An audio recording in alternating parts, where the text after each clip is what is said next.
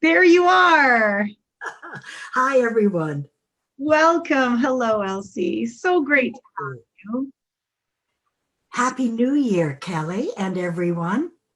Yes, Happy New Year to you. Happy New Year to you.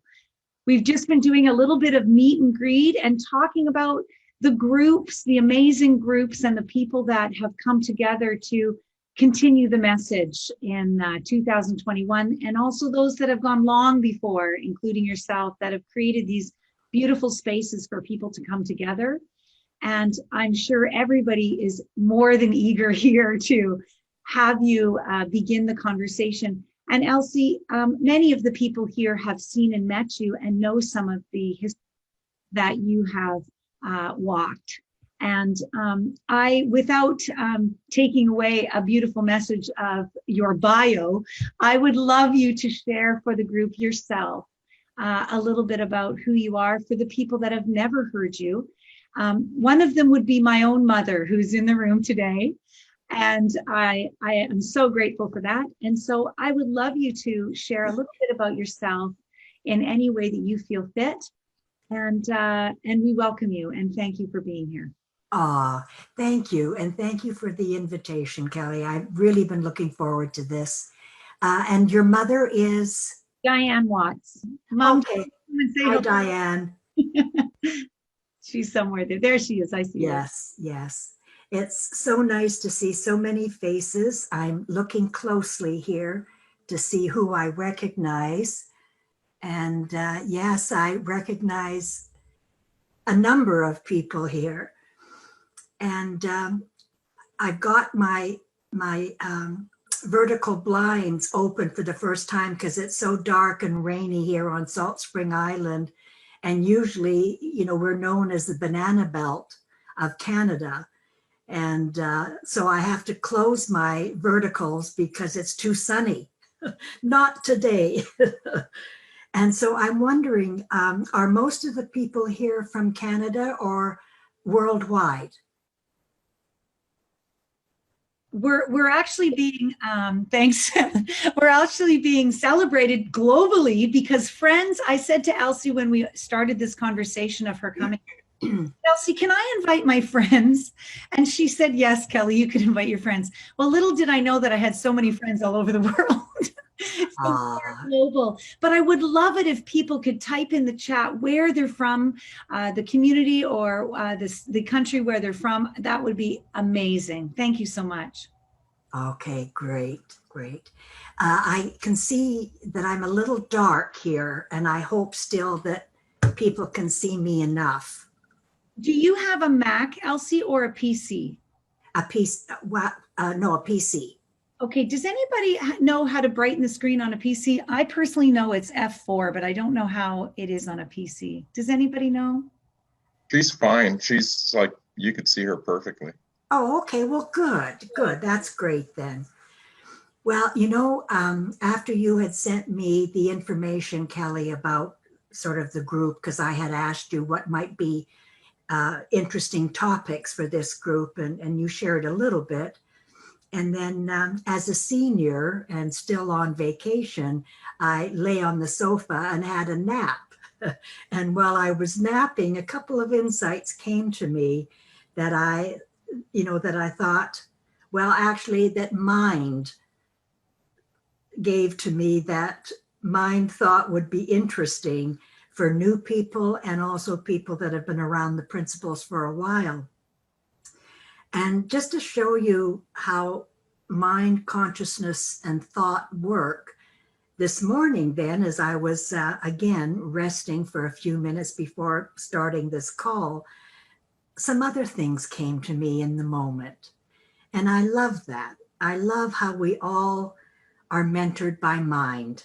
That these principles that we are, these principles in action, in motion, always are there for us. They guide us, they protect us, they provide safety for us. And that's what came to me this morning is when I started my journey, I was a homemaker. My husband worked with Sydney Banks at a pulp mill. And Ken used to talk about Sid and how much he enjoyed having a conversation with him during the breaks at work. He talked about what a skilled tradesman Sid was. Sid was a welder and Ken a pipe fitter.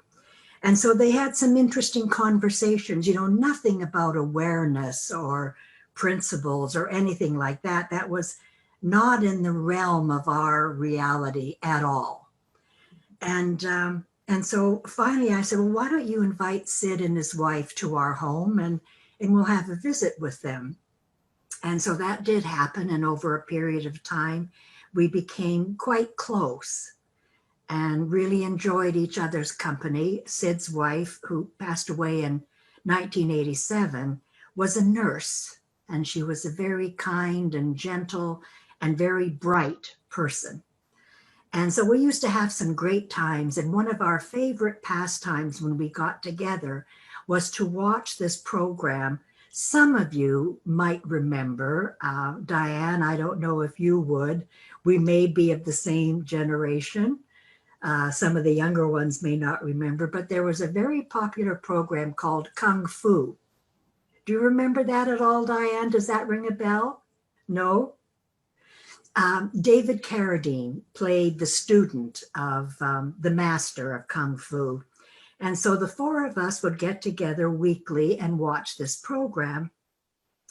And our favorite chocolates were White Heather chocolates, Canadian White Heather chocolates. And it was like, wow, this is really living, watching Kung Fu with two of our favorite friends and eating White Heather chocolates.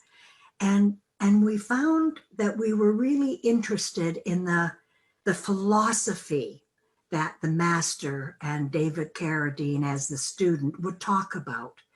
We didn't know why. I mean, it never occurred to us that there was anything true in the philosophy. It's just that inside we were stirred. There was something kind of moving around inside of us, and we didn't know what that was, but it was enjoyable. And so our friendship began to deepen until the fateful day that Sid had this profound epiphany where he realized mind, consciousness, and thought, these three spiritual principles that are a gift for humanity to be able to create our experience. And this gift of allowing us, providing us with the power to create our reality is ours, whether we know it or not. We're born with it. So in those early days, before I had any inkling that these three principles had anything to do with the world I lived in, I used those principles to create one hell of a world filled with stress, judgment, a lot of worry and anxiety, of course, that created the stress, conditional love. I had a lot of conditional love toward my children, my husband, my siblings, and parents. And so that was the world I lived in. And Sid and Barb, in our friendship, they had similar realities where Sid in particular had a lot of insecurity. Barb also did, but it showed up in different ways for her. And so also when we got together, what was very enjoyable after watching Kung Fu, or perhaps another time if we had gone out for lunch or had dinner together, we would talk about what was wrong with the world, because that's what we knew. We were familiar with what was wrong. And so we used to really enjoy sharing what was wrong with our world, with their world, with the work world, and so on. And in our negativity, we found agreement. We found alignment. And I don't know how you feel about this. Like, I didn't know this until after the fact, but we enjoyed our negativity. it gave us something. There was an aliveness to negativity rather than just being blank. We had something we could wrap our minds around about what was wrong. And so there was some life to negativity. What we didn't realize is the connection from negativity and stress to exhausting us physically, to bringing forth even more negativity and anger and judgment and blame. We didn't know any better. You only can see to the limit of your thinking in the moment. So our thinking was all wrapped up in what was wrong. So in that kind of reality of what was wrong, Sid felt moved and Barb felt moved to go to a self-awareness program that began to stir him very deeply. And he had an insight at this program, not in the program, but when he was going for a walk with another participant, where he realized that insecurity is thought. He never knew that before. And that insight just came to him out of nowhere. But he recognized the truth of that, and he became very excited. I won't carry on with that too much more. It's best that you actually hear in Sid's own words, where he talks about then what happened to him when they left that self-awareness program. And he and Barb ended up coming back to Salt Spring Island to their summer cottage rather than going back to their home where they lived on Vancouver Island.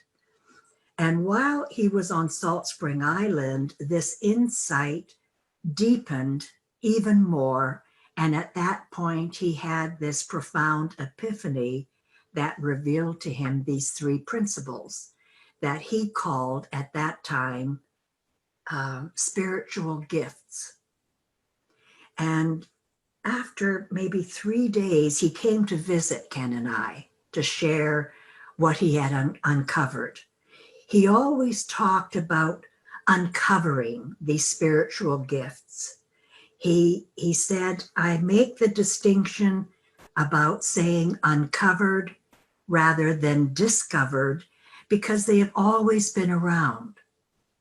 These spiritual gifts have been around since the beginning of time. They're nothing new. And so he would say, I've uncovered these three spiritual gifts. Well, when he walked in our door, Ken and I could see there was something very different about him. He just held himself differently.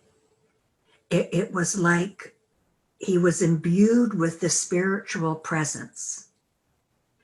And we could see that. It was when he started to share what he'd uncovered that we got very disturbed and didn't know what to make of it.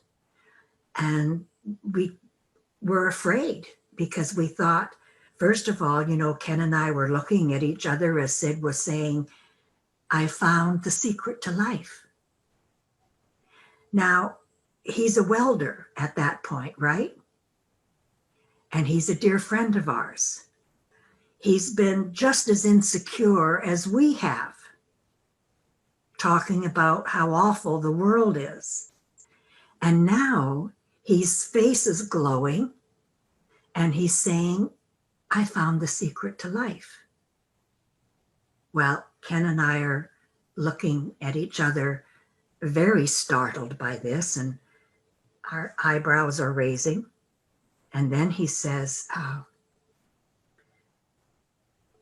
and Barb and I are going to travel the world, sharing this with humanity. And these spiritual gifts have the power to change the fields of psychology and psychiatry. Now, how can a welder say something like that? I just was aghast. It's like, what? He never talked about psychology or psychiatry before. We had talked a little bit about the philosophy behind Kung Fu. Sid himself was an ardent student of, oh my gosh, not Kung Fu. It's another martial arts. I forget at the moment, having a senior moment here. Another martial arts, and that he really was very, very good at. And he loved it for the artistry and the exercise. And we actually would go and watch him from time to time when they would do like a live performance at a park in the summer. But it was like, oh my gosh, karate. That was what it was. He was into karate. So how could he say that these spiritual gifts he'd uncovered had the power to change the fields of psychology and psychiatry? That just was too much for us. And we found ourselves really closed off, and we're hoping that they would leave soon. He also said to us during that first visit that he had found God. And that was even more disturbing to me because I had a very religious background.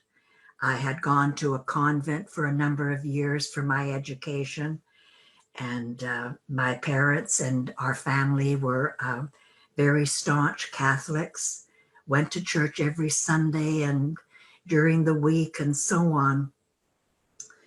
And so when he said he had discovered what God was, and he looked me directly in the eyes and said, and dearie, it's not, God is not what you think it is. I thought, well, that's it. You know, that's too much for me.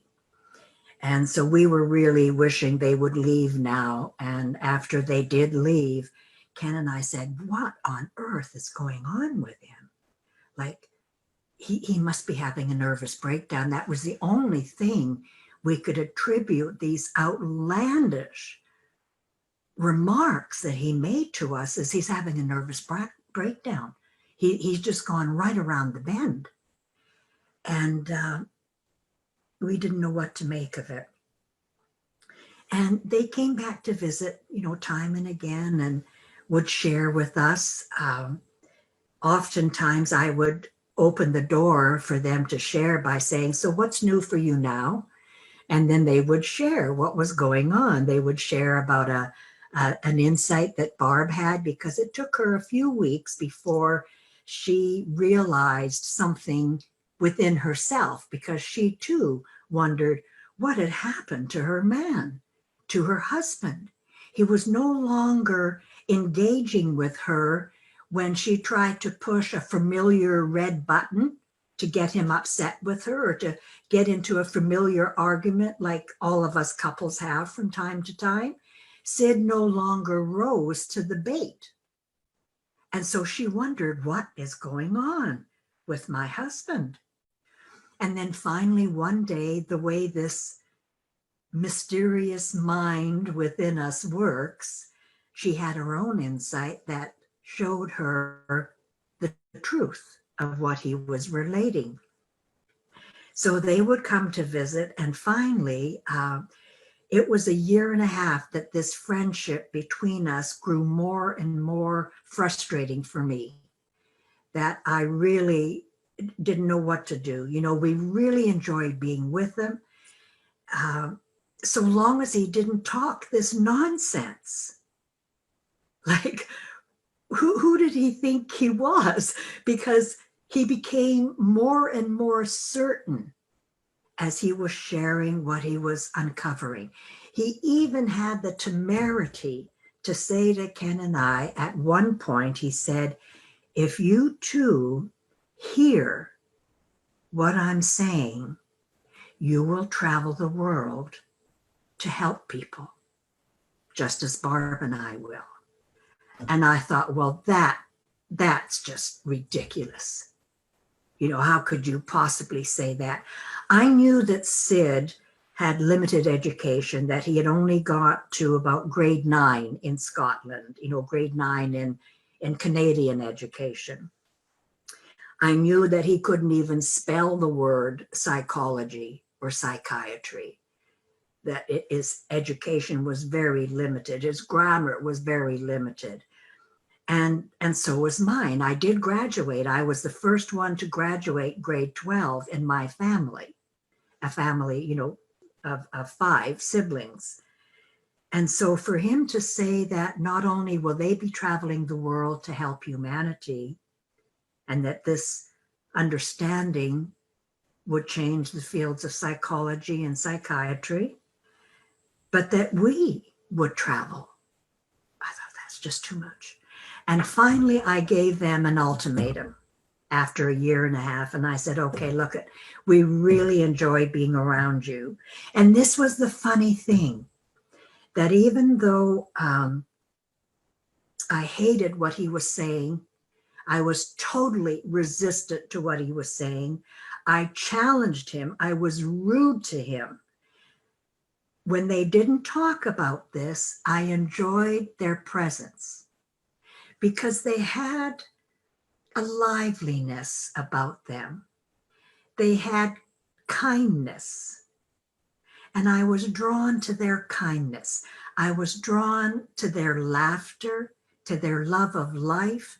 I was drawn to the way their personal relationship changed, that instead of arguing with one another, as Ken and I did, they became lovers again and would come into our home arm in arm, holding hands, smiling these secret smiles. It was most annoying. That's what I wanted in my relationship with my husband. And we were still nattering at each other in my frustration, and Ken's as well, because he thought, what the hell is going on with my buddy? Because Sid would also talk about this during the break at work, because his workmates saw the change in him, and they would say to him, so Scotty, what's happened to you? Like, is your wife being extra good to you? And he said, well, yes, she is, but that's not what's really happened to me. They said to him, Scotty, has somebody died and left you money? And he said, well, no. Well, what's happened to you? And then he would share with them what had happened. And some of them would listen, and others would get weirded out, like Ken and I. Some of his closest friends at work got weirded out, like we did. Some of his enemies, the people that he had contentious relationships with, he became deep friends with them. It was so interesting because he was seeing them through different eyes. He wasn't seeing them through eyes of negativity or anger or resistance. He was seeing them through the eyes of love. And they felt that and were drawn to him. So the very last situation that happened at my year and a half of resistance is that I saw them coming up the driveway one day. Many of you will have heard this story, but for some of the new ones that haven't, I'll just briefly say that that was really a very huge turning point for me. In my fear, I hid from them. That's how afraid I was. It was like I thought, oh my God, I was so depressed that day when I woke up. I was so low. I just couldn't bear life. Prior to that time, like maybe 3 years prior to that, I was in deep depression, had suicidal thoughts, hated my marriage, didn't think too much of Ken, was not really kind to my children. I was never abusive or anything like that, but I didn't have a lot of love for them because I had no love for myself. And if you don't have love for yourself, what have you got to give? And so that's where I was. And so that day, I was in deep depression again. And I thought, why am I here? Like, I felt trapped in my marriage. I saw my friendship with Sid and Barb going down the drain. I wasn't happy with the children. Why am I here? Like, what's the purpose? I see Sid and Barb driving up the driveway, and I thought, oh, Lord, I just can't bear it.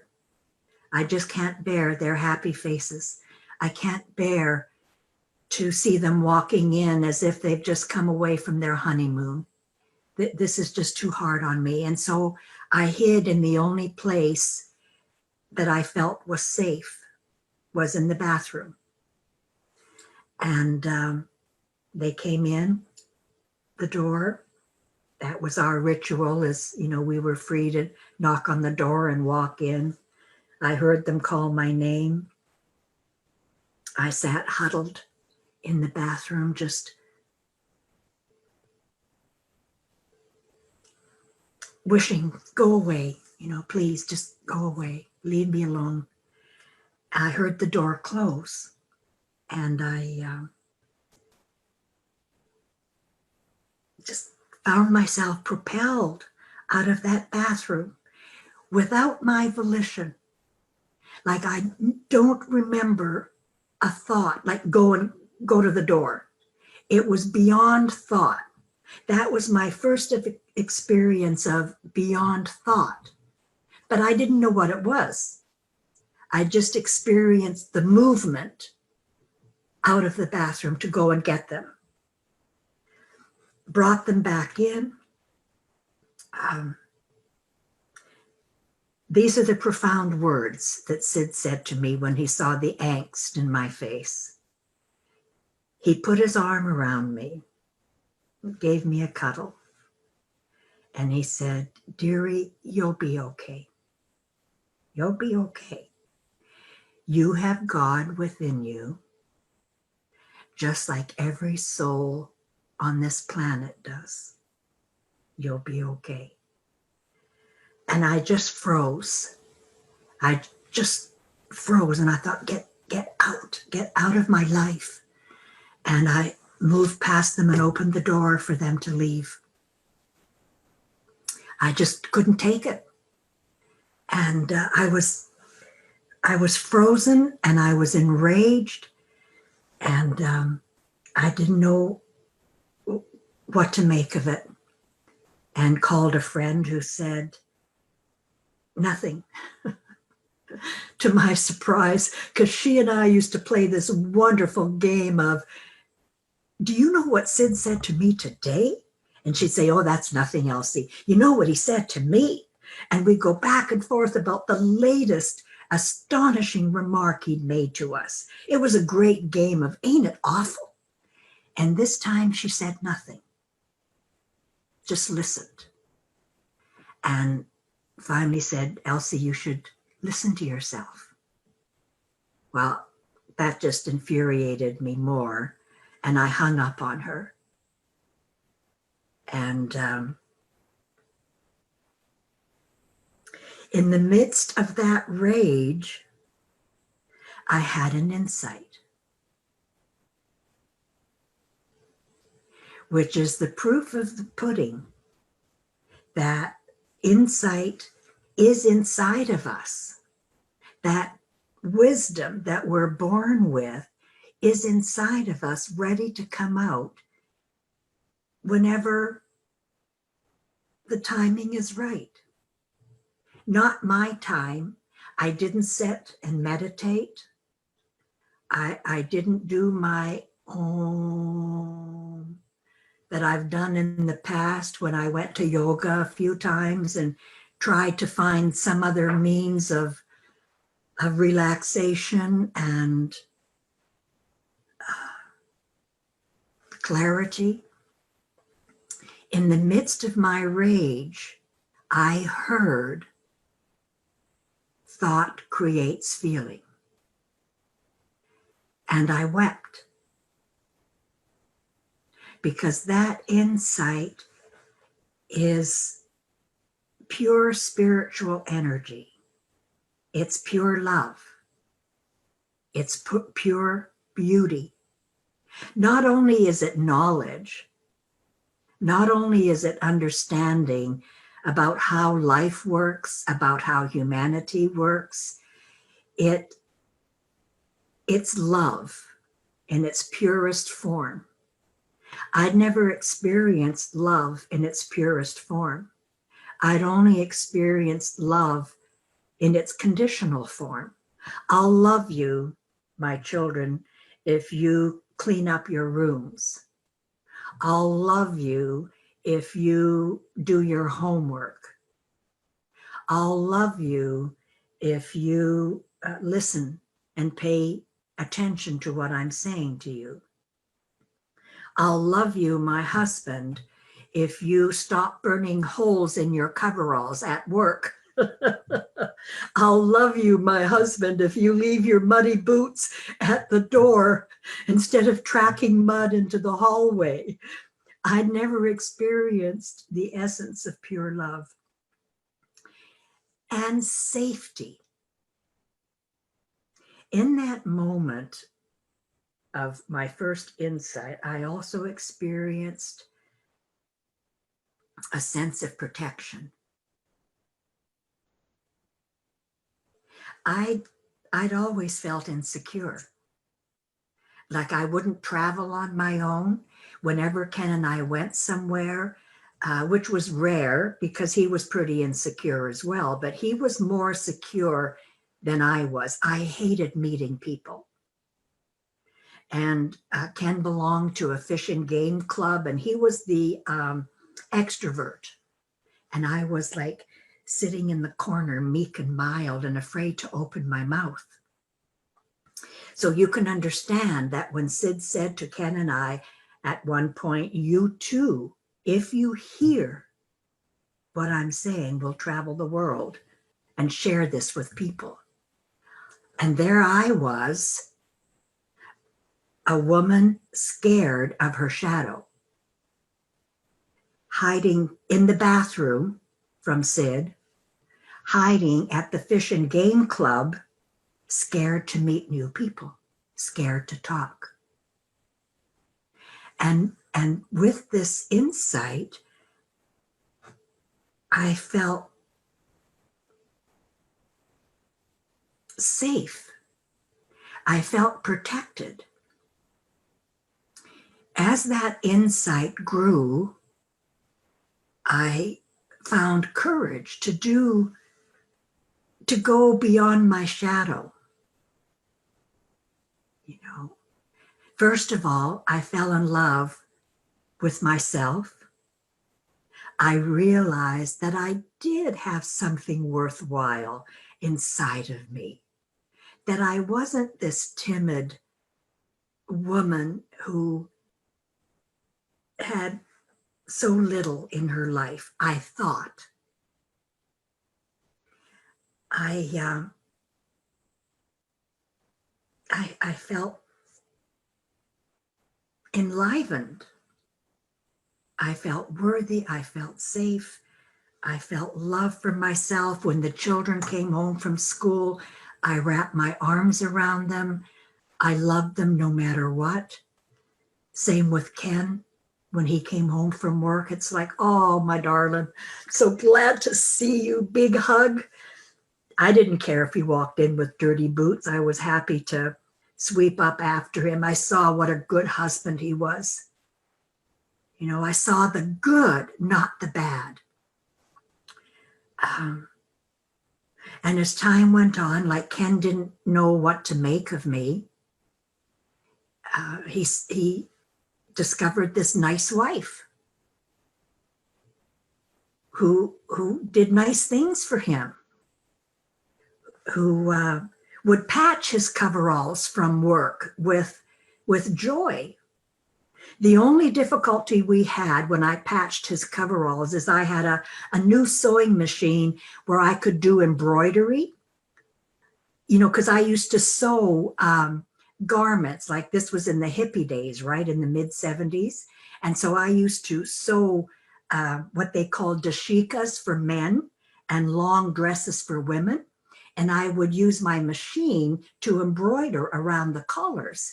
And I said to him, "Hun, could I, you know, embroider on your holes in the coveralls, embroider a butterfly or a little heart?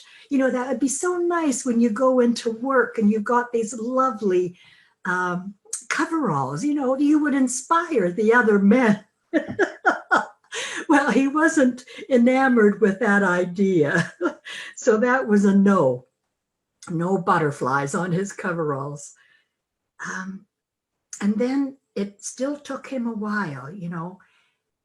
What I didn't realize is that just living in love has the power to touch people without words. Like I said to you earlier, when we would have time with Sid and Barb and they wouldn't talk to us about this, we loved the feeling, their joy of life. We loved that feeling. We didn't know what it was. It was just, now I know, it was our true nature responding to their true nature. It was only their words that disturbed us at that time. So once I had my insight and Ken was still struggling with Sid, his best friend, and now his wife, and he actually said to Sid, "You've brainwashed my woman." You know, like, what's going on here?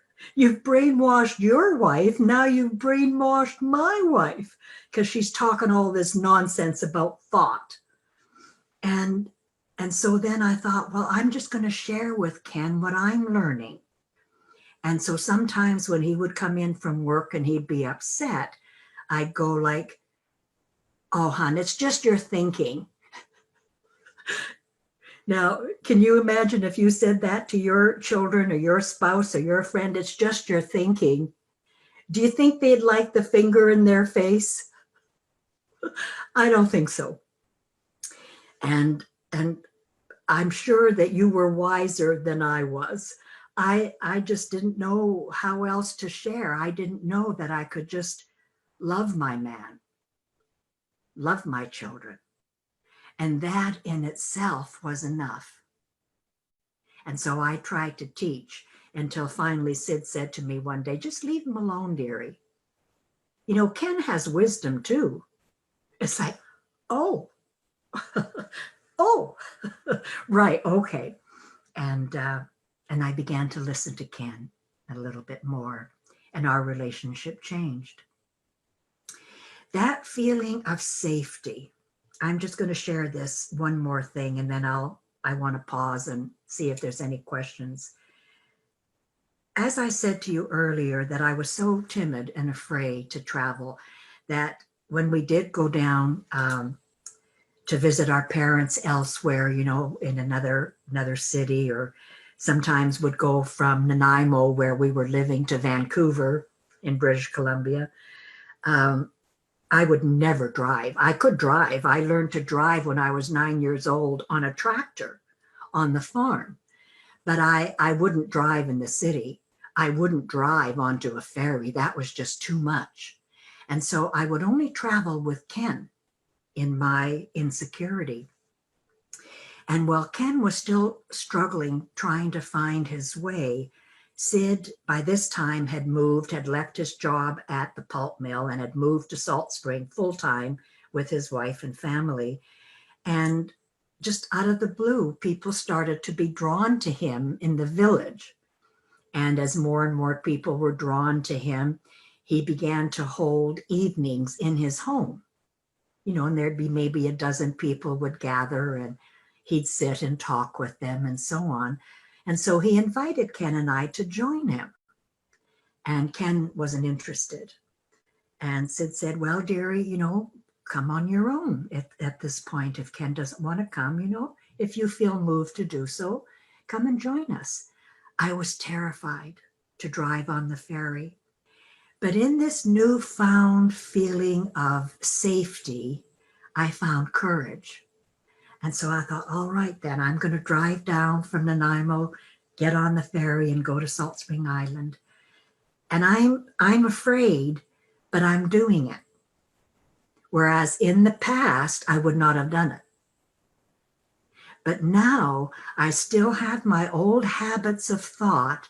I still have the past, but there's something stronger than my habits. There's something stronger, more alive in me than the past.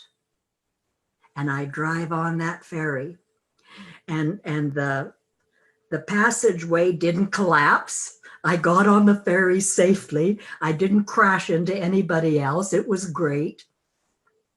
I was astonished when I drove into Sid's yard, and they invited me to spend the night with them.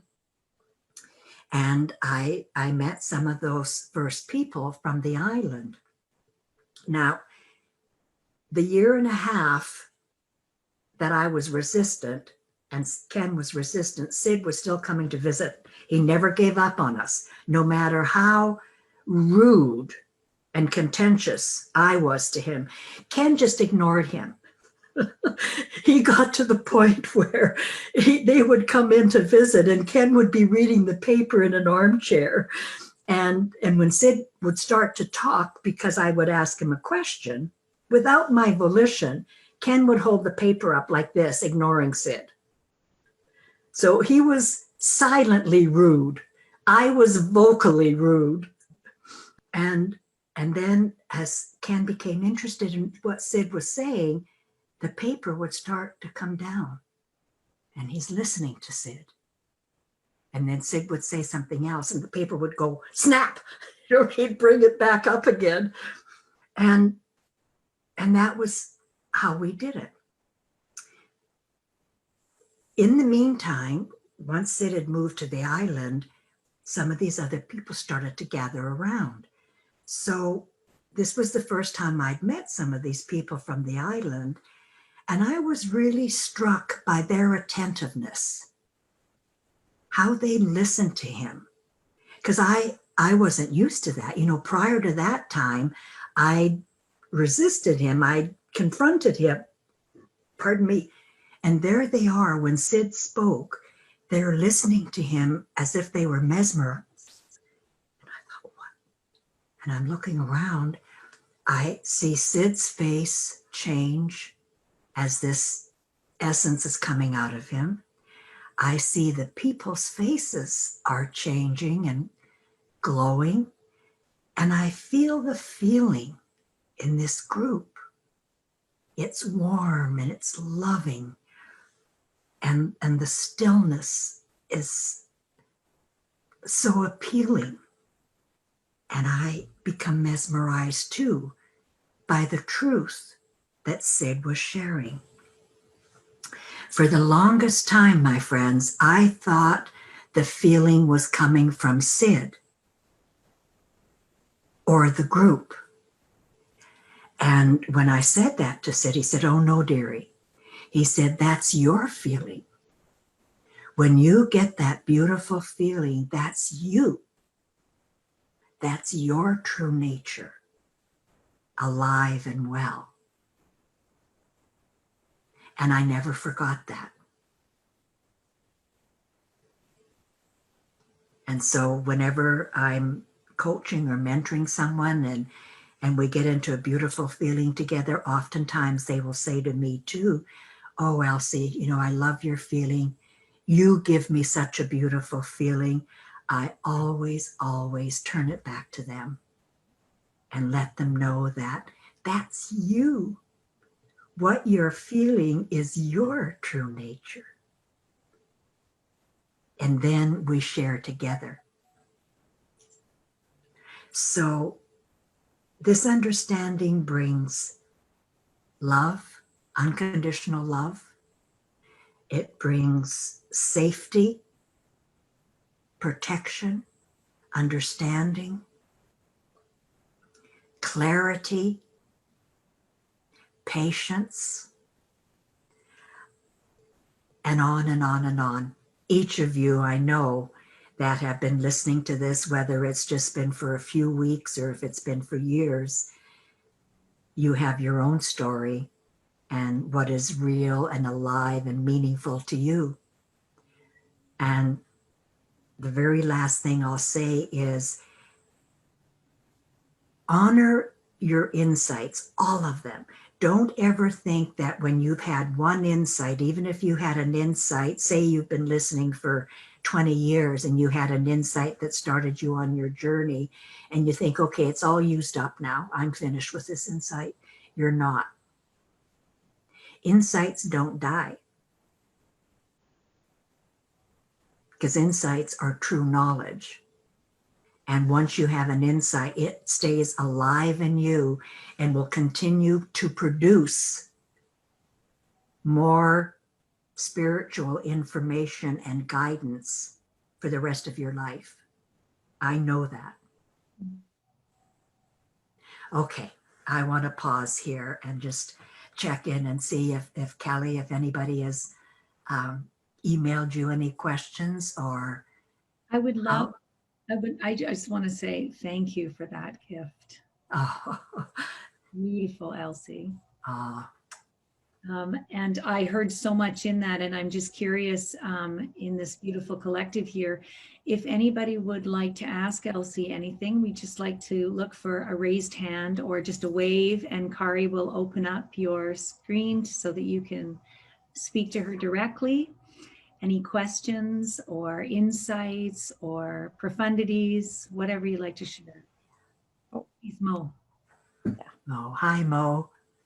Hi, Elsie. I just wondered if you ever have times where you forget. My own journey through this understanding has been a bit up and down, and there's been many times when I've just simply forgotten what I've seen before. And I wondered perhaps if you have that experience, what do you sometimes do that helps you remember? That's a really great question. And a question that I have no doubt that every one of us here on the screen and beyond have experienced and asked. Indeed, especially in the early days when I was still getting used to having more of my true nature available to me rather than my negative nature. and what it comes down to, Mo, is a feeling. Is that I fell in love with the feeling of our true nature. And so absolutely there were times where the feeling of love or that deep feeling of joy in life, of safety, of courage was too much for me. And again, sort of like the human nature coming forth and finding a reason to argue or getting upset. Or sometimes if I was overtired, I would find that my human nature would become more angry because my human nature changed as well. As my true nature came out more, of course it changed my human nature because there's a partnership. They're both the same. And so it was the feeling that would help me come back because I didn't like the negativity. And sometimes I would judge myself when I went low and got upset or argued. Then I would judge myself like I should know better. And then I learned that even that didn't help. And a client really helped me. I love remaining a student, and I encourage everybody to remain a student because in doing a coaching call with a client, this is years ago, And I had shared with her something about feeling low one day and judging myself. And she said to me, "And did that serve you well, Elsie?"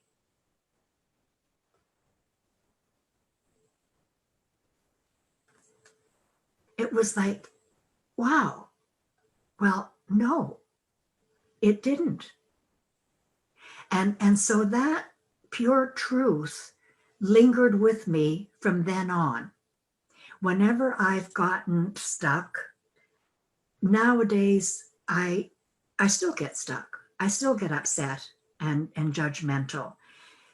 But it's like minor. Instead of major, it's minor. It's there to keep me humble. So I don't think I'm all that. You know what I mean? And that to me is the gift of our human nature still. You know how Sid has always said in his tapes, life is a contact sport.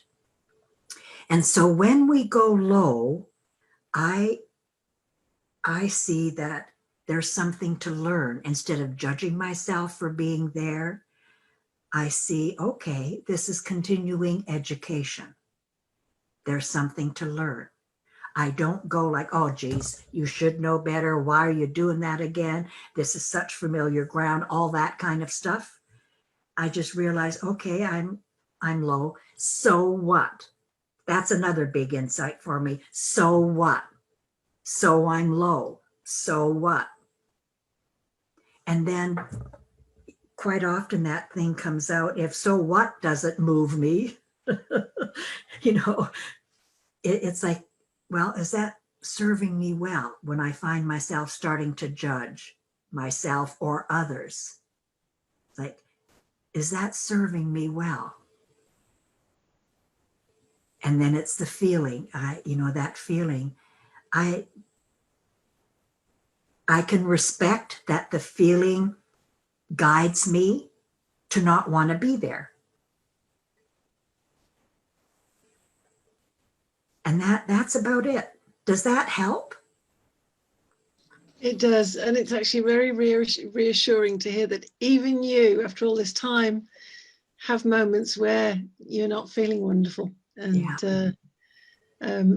the feeling being the guide has been it's been very useful for me. So thank you. Excellent. Good for you, Mo. Good for you. And I would love to say, oh yes, when I go down now, I just love it. But that's not the case. I can't say that I love it, but I respect it.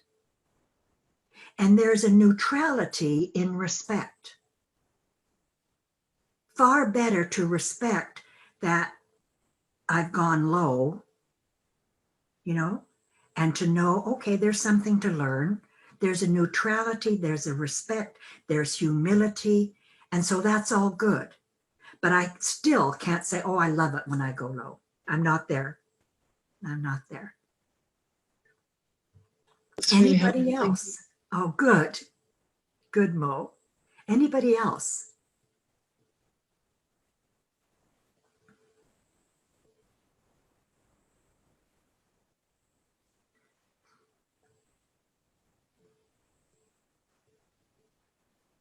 If you don't know how to raise your hand, you can just unmute yourself.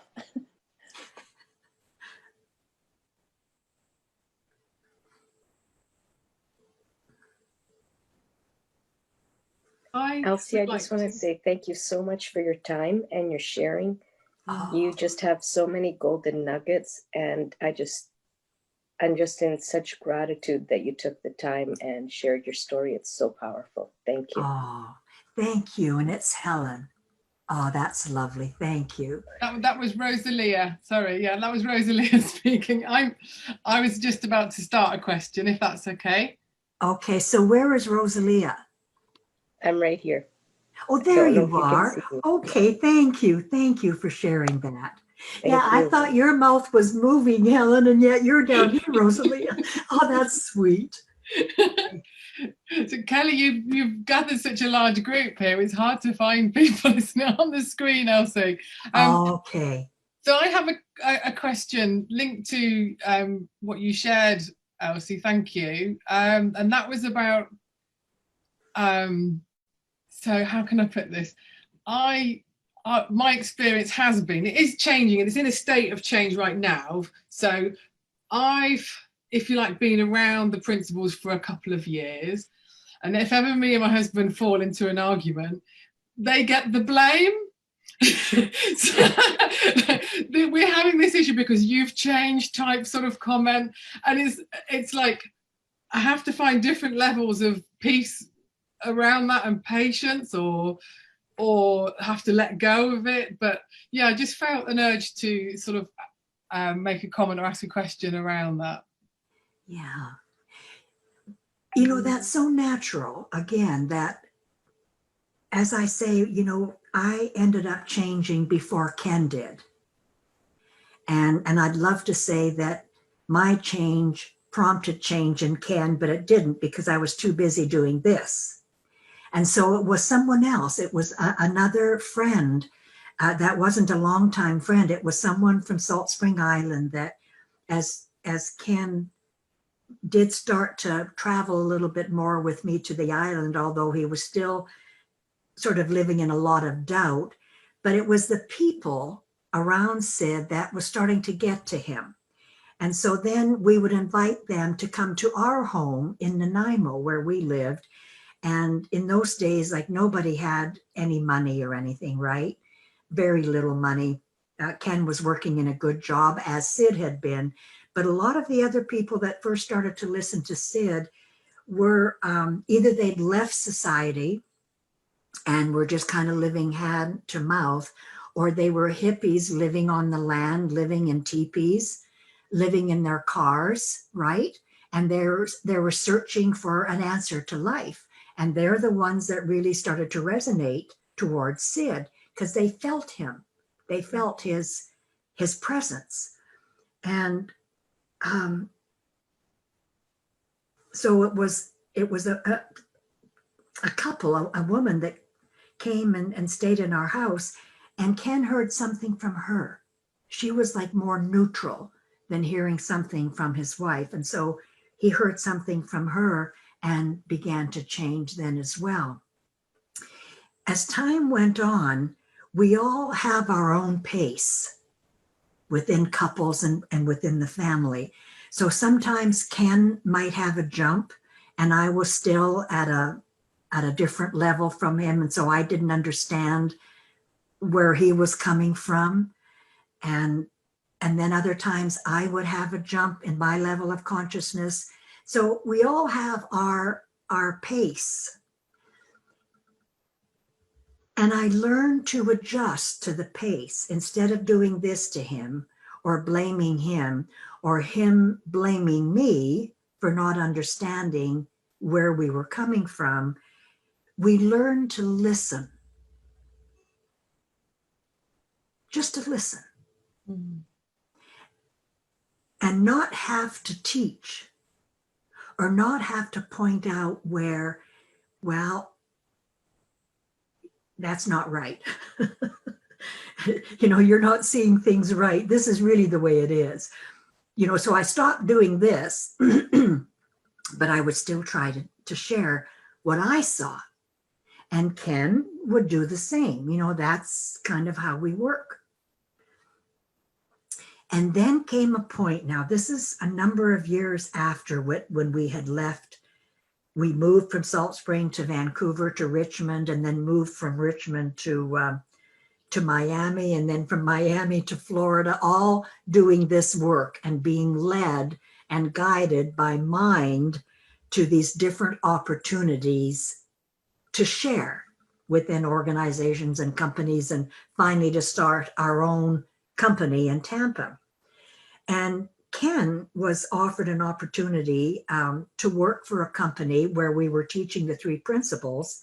And then that company moved him to another smaller plant, quite a distance from where we were living. And so it was like 2 hours there in the morning and 2 hours back at night. And he did this for about, 8 months to a year. And I really started to get unsettled with this because we had no time. together as a couple. And when he would come home, he'd be tired and there was just no time. And so I started to fall into old habits of thought. And I started to nag him, like, what's more important? We need time. We need this, and you need to do that, and you need to do this. Well, that wasn't helping him either, my blaming him. And I didn't know what to do. I really didn't know what to do. Like, I saw the situation is that he's traveling 4 hours out of his day. The poor man is exhausted when he comes home. His workplace at that time was very stressful because they were changing ownership and so on. So there was a lot of stress in his work. And then one day it just occurred to me to speak to him with love. Like, not to blame him that he has to travel 2 hours in the morning and 2 hours at night. It's not his fault. Even though it looked to me in my old habit of thinking that it was his fault, like he was the one driving. But I realized he's doing his job, like, unless he quits work, and so I ended up just saying to him on the weekend when he was more rested, I looked to that. I didn't approach him when he was exhausted. I knew that much. Don't approach the man when he's tired. Wait till he's somewhat rested. Same as I learned, don't make a decision myself when I'm tired or stressed. Wait until I'm calm and relaxed as best as I could. So I waited till the weekend and I just said to him, could we talk? And I came to him not like, could we talk? Like that, like he knew by the tone of voice that, what's the old lady up to now? He felt the difference in my approach. He felt the love. And so we had a very loving conversation. And I said to him, I don't know where to go with this, hon. I suspect you don't either. It's your job. But I don't know what to do. Like, how can we come to solution with this so that we have time as a couple? And what came to us was to move to a place that was closer to his work. That had never occurred to me before. It had never occurred to Ken. And it was no big deal. We were just renting.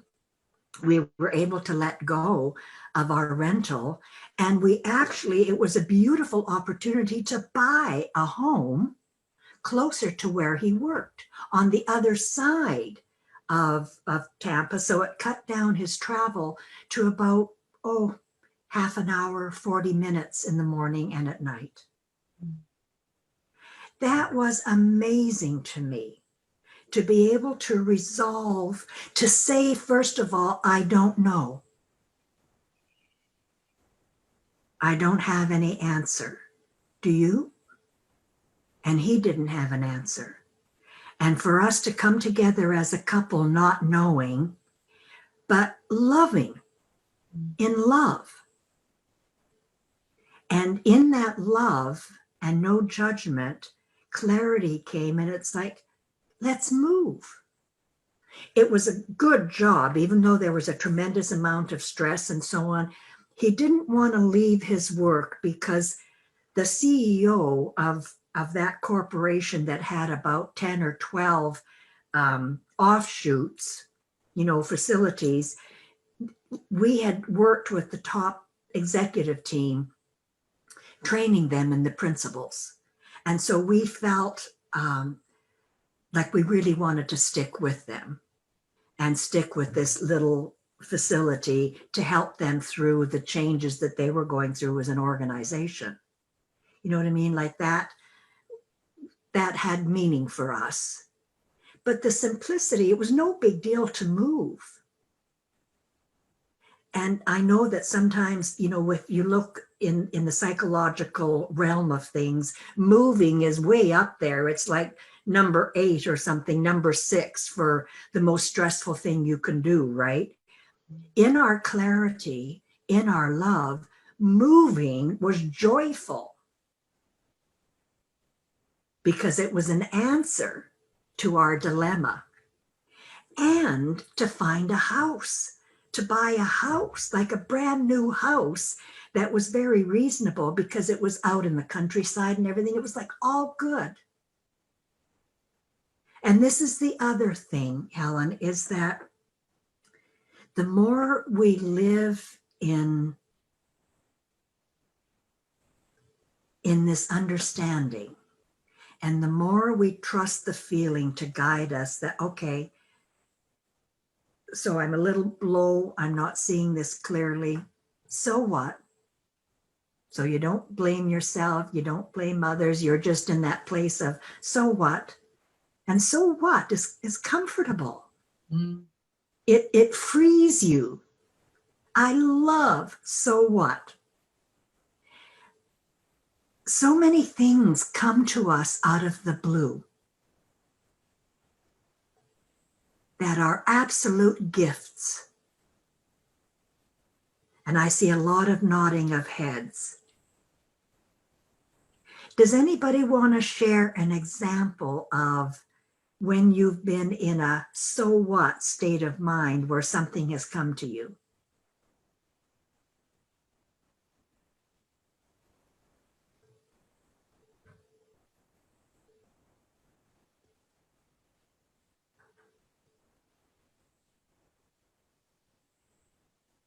Go ahead, Moira. Hi, Elsie. Thank you for being here. Oh, Yes. there you are. Hi, Mara. Hello. I actually have a daily practice, and it's kind of like asking similar questions. So what? And I've been guided to so many wisdoms. Just thinking of just in my family, I just recently moved in with an intimate partner and my mother, and so the dynamic in the house has been interesting. All the changes, and just with daily chores and like how to navigate. Because I would get from the one they're unhappy because this is not happening, and then from the other one, and just go like, okay, so what now? And the wisdom kind of guided to kind of like a website where I'm like, okay, chore buster. And so it actually just put in all your information of things that needed to be done. And then it would shoot out an email and everyone gets to, and it's neutral. So you choose to do it or you don't, but at least it's a neutral thing. And so that's just one example of asking that open-ended question. So like, how do I go? Where do I go from here? And just waiting for the answer to come. It is great when I give myself that time to just listen and be still. Yes. It's the times when I get hurried or I get tired, like you said, that it's just like I can feel my mind going, so the monkey mind, and it's not quiet, and then it's harder. So yes, it's very powerful, and you feel supported knowing that there's always an answer that comes within. Yes. And that is very comforting. And I loved when you said, don't beat up on yourself. So I do find that I do a lot. I'm like, I should know better. I'm like, you have this, you know how to do this. And and it was just a good reminder to hear you say, I'm like, just, okay, so what? Yes, exactly. Mm-hmm. That's beautiful. Well said, Moira. Thank and you. I love your now what. Mm-hmm. That's really great. That's really great. You know, a favorite phrase of mine, pure truth, is mentored by mind, that we're all mentored by mind. And to really know that, some of you may have heard me say this in other webinars or conferences, because mentored by mind is a phrase that came to me maybe 3 years ago. as an insight, and it's one of those insights that continues to grow. It continues to flourish, and comfort. Because I at one point I used to think, wisdom's got my back. And I heard many other practitioners would use similar words like, you can always count on wisdom, wisdom's got our back, and this kind of thing. But when wisdom's got our back, it's not like part of us. It's not us. And that's what I heard at a conference before I was about to go on to speak in London 3 years ago. And everybody before me that had spoken really came across much more spiritual than they ever had before. There was such a feeling that was building with the audience and with the speakers, that everybody was moved to speak even more deeply from their spiritual nature. And frankly, prior to that, in some of the earlier London conferences, there were just a few of us that would be speaking very spiritually. They were sort of leaning a bit more psychological and that kind of thing. And we didn't, there was a few of us sort of originals that were directly mentored by Sid that came across as we learned and as what was real to us. And so this time, 3 years ago, it's like, wow, these speakers are incredible, where they're coming from, the depth they're coming from. I have nothing to say. They've said it all. I have nothing left to say. And then I heard one other speaker, and he was talking about, wisdom has our back, and all you have to do is just plug in to wisdom. And that really hit me, like, that's not so. We're never not plugged in. We are wisdom. We are mind, consciousness, and thought in action. We're never not plugged in. I knew that. Like that insight, the power of that insight, I knew that to be true. And I knew that because we're never not plugged in, we're always mentored by mind. You know what I mean? Like we're always mentored by mind, no matter what. It's like the so what or now what, mentored by mind. That came from mind. And the more I live there, the more I'm guided. And so even when, again, like things from the past where in my work, I've traveled for, oh my gosh, so many years now. I probably started traveling in the first year of my formal teaching, where I was invited to travel with Sid, to get on the job training with him. And then came a point where he said, okay, now you need to do this on your own, Elsie. And two of the doctors, Dr. Prasky and Dr. Mills, invited Sid once again to come to San Francisco to do some training. I had been there with him previously and to other places in the States. And this time when they asked Sid said, no, take Elsie. And the two doctors are going like, oh, geez, well, she's a nice lady and we like her and, we respect her, but we want you, Sid, like you're the man. And he said, no, take Elsie. This will be good for you and this will be good for her. And so I went on my own. And my old habits again, insecurity came in. I'd never flown on my own. The only time I'd ever flown before was once with Ken and Sid and Barb. We went to Hawaii together on vacation. And I was terrified to fly. And the only reason I got my courage up is, first of all, we're going with Sid and Barb. And secondly, we're going to Hawaii. And third, the plane won't crash with the man on board. There's no way. We're safe because Sid's on board.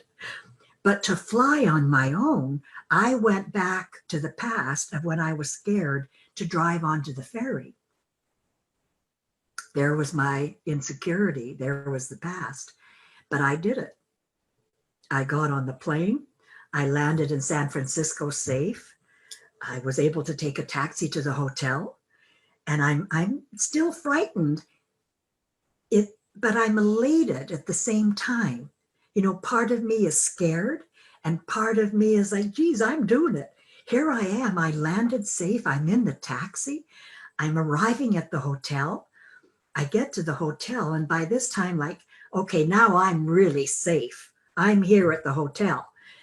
The doctors will come and get me when it's time. But meanwhile, I'm going to actually take my courage in hand and walk around the hotel grounds.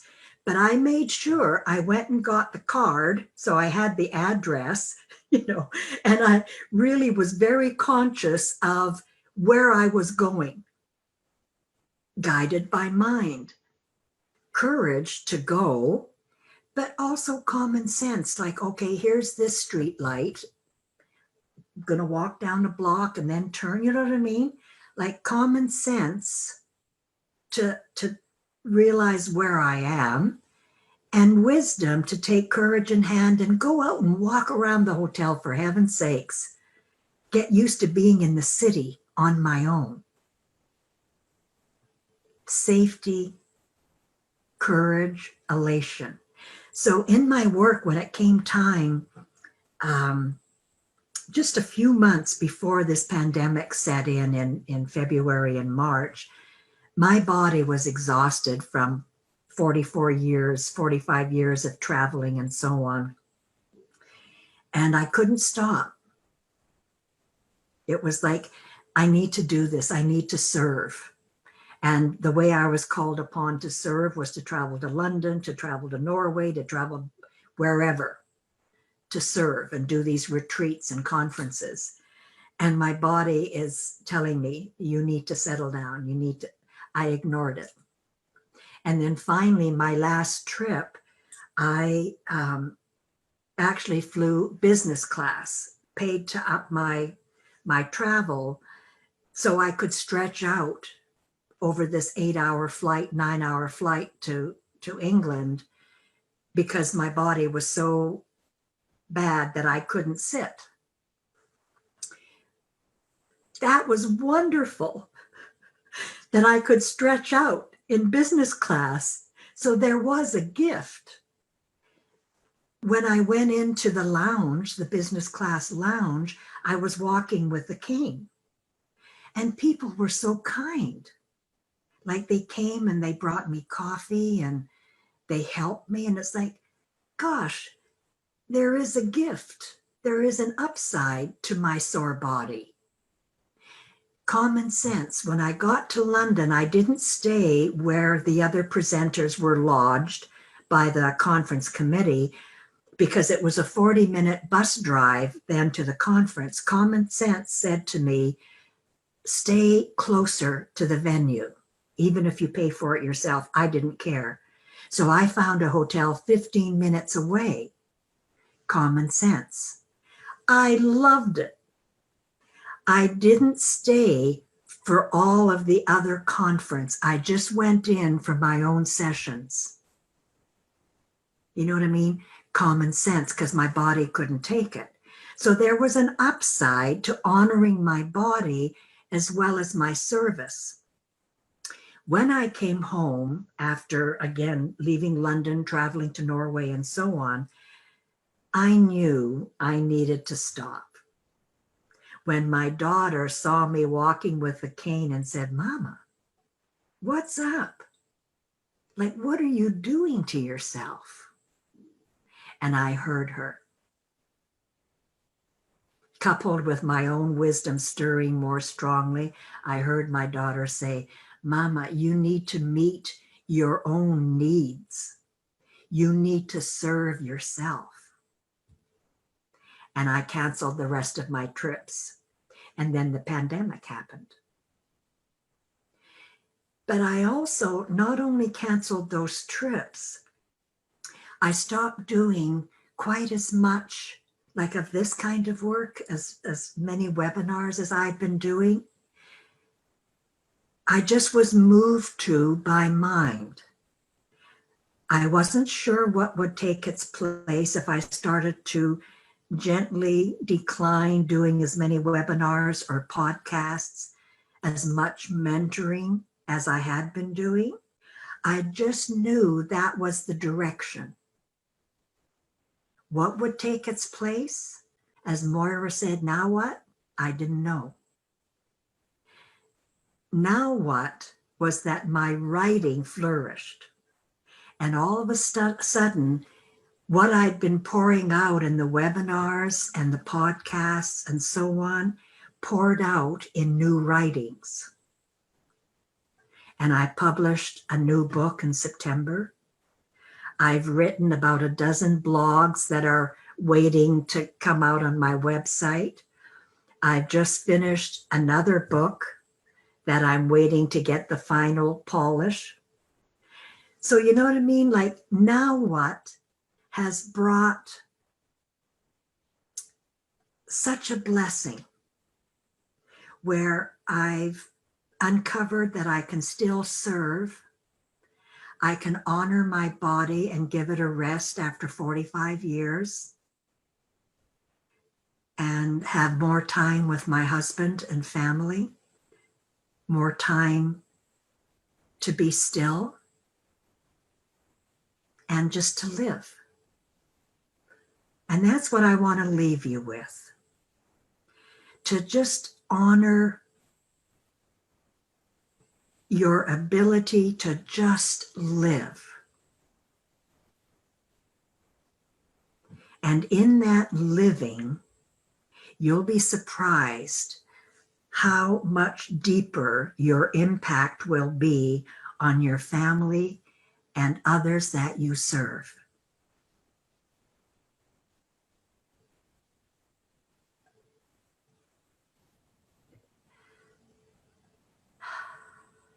So, thank you so much for your attention. I feel you just gave me so much permission by your nodding of heads, by your attentive faces, and your comments, questions. And Callie, thank you so much for inviting me to be part of this group. Elsie, it's my honor to host someone who has what I consider amazing wise counsel in the principles, and such a legacy. You leave such an imprint on myself. And for those that are here in the room, I am honored to host Elsie and have you all here to share the principles through Canada, as that is my plight. And Elsie, do you want to leave them, is there anything up and coming for you that I definitely am waiting for the Three Principles School, but is there anything that you would like to share for those who don't know about what your Mentored by Mind classes are, or possibly the things that you may be doing for spreading the message, yours and Sid's?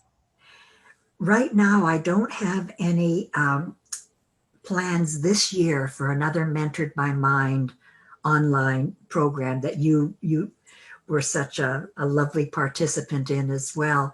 I had thought I might, but again, I'm listening to mind at this point, and my writing is sort of the star of the program right now. Speaking of which, you can get your hands on these on Amazon. This is one of my dear favorites. I read it regularly. It's like scripture, if you will. I just take a little bit in at a time. Beautiful. And the next book that I'm just about to send it to my editor in the next week here. And it's called Mentored by Mind. Oh, beautiful, beautiful. And I really, I seldom say this about my own books, but I love that book. Okay. Because as I've just gone through it again myself, it's moved me. And when I'm moved by words that, like, I don't see it as my book. It's like, it's this book containing truth. And when I'm moved by it, then it's good. Mhm. And I want to thank you for leading the way. These conversations will continue across the month, and I couldn't think of anybody else to lead the way but you. If everybody'd like to open their mics and give Elsie a warm goodbye or a welcome or thank you, that'd be great. Thank you so much. Thank you. Thank Thank you so much. Thank you so Thank much, you. Elsie. Thank you very much. Thank That was you. beautiful. Thank you. Thank you, Elsie. Yay. Thank you so Thank much. you. Thank you, Elsie. Thanks. And you can follow me if you like on Facebook, any new blogs on Facebook. Thanks, my friends. And thank you again, Kelly. Thank you so much. Thank you so much, Love you all. Elsie.